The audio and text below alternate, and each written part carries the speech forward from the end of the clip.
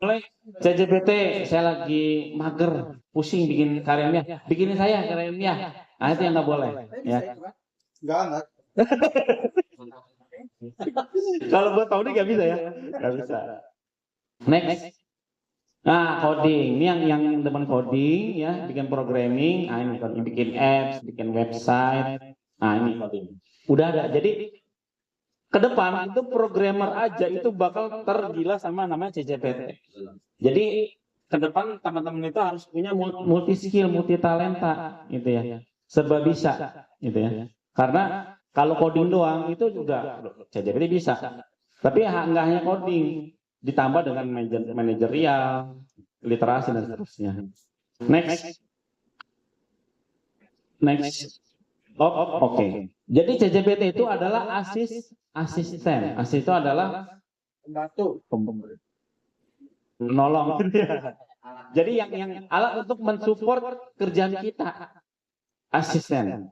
Bukan replacement, bukan pengganti kita kalau lagi kita pusing bikin karya disuruh tutor dosen bikin karya ilmiah udah kerjaan banyak ya udah majikan nyuruh mulu gitu ya misalnya ya udah bantu pakai ChatGPT gitu ya. Jadi di sini ini contoh paper apa artikelnya saya buat di sini.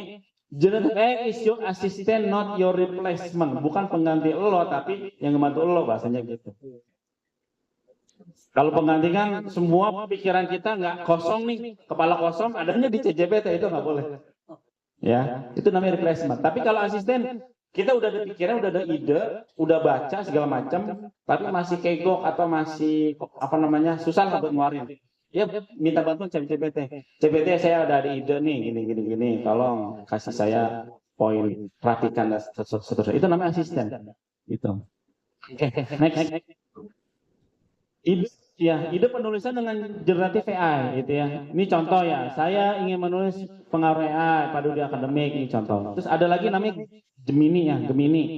Ya, ini bukan bulan Virgo, Pisces bukan ya. Ini nama di saingannya ChatGPT, Gemini Google. Kalau dulu Bart nggak gagal ya, akhirnya dia ganti Gemini Google. Ini contoh. Ini maksudnya berikan saya poin-poin kerangka gitu. Jadi nyuruhnya begitu. Bukan buatkan saya tulisan dari pendahuluan sampai kesimpulan. Itu namanya replacement. Kita mikir jadinya. Nggak boleh ya. Next.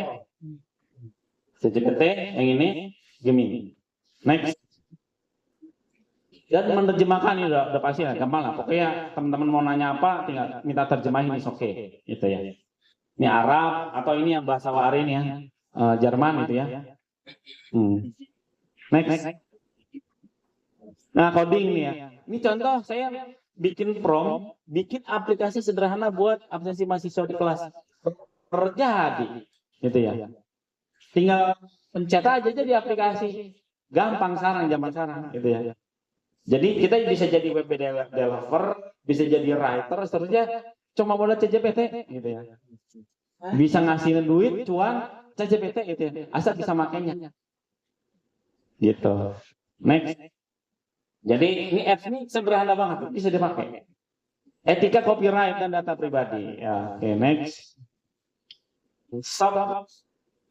Ini kira-kira foto tahun berapa, asli atau palsu atau gimana? Ada yang bisa nebak kan? Foto jadul. Lukisan. Habis ada bisa nebak? Jadi ini adalah next, klik. Nah, ini adalah AI generated image. Kalau kita jeli nih, masa jempolnya di begini tuh? Kan harusnya ini kelingking ya. Iya, jadi ada defeknya. Tapi ini menang loh, menang lomba. Menang lomba. Jadi next saya ceritain ini. Nah, jadi si Boris Eldagsen nih.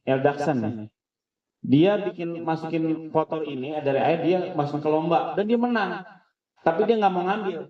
Dia mau bilang it was not about winning anything. Ya. I was just making a test to see if they were aware. Jadi dia ngetes nih society pada aware nggak? Ternyata nggak aware, kecolongan gitu bahasanya. Masa AI generated masuk ini enggak, harusnya nggak boleh. Harusnya ya hasil karya manusia gitu. Nah, ini dia sebenarnya tes the water aja nih si Boris ini. Ini menang dia. Ini beritanya saya quote di sini ya. Nanti teman-teman bisa baca beritanya. Next.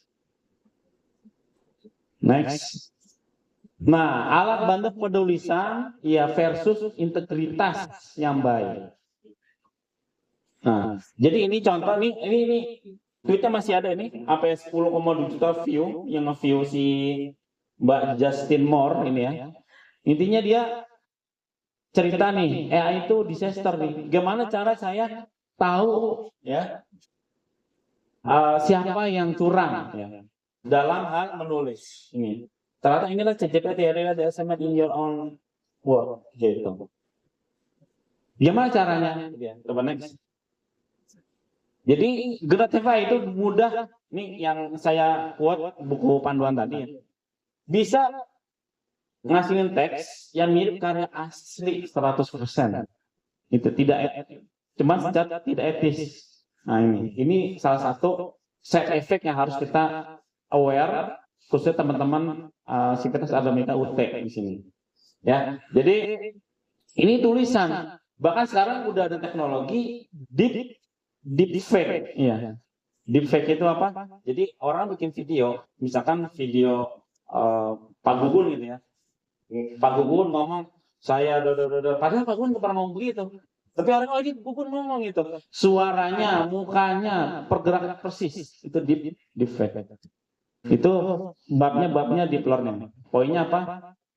Hati-hati sekarang zaman digital.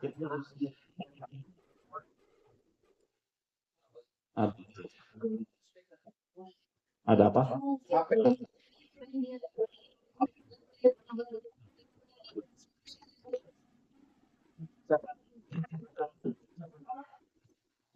Siapa yang zoom?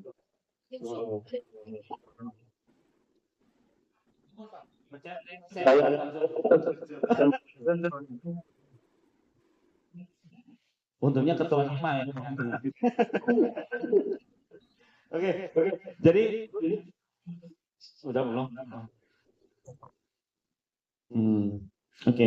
Jadi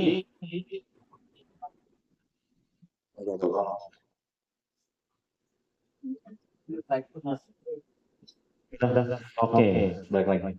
Nah, jadi itu zaman sekarang itu tingkat tipu-tipu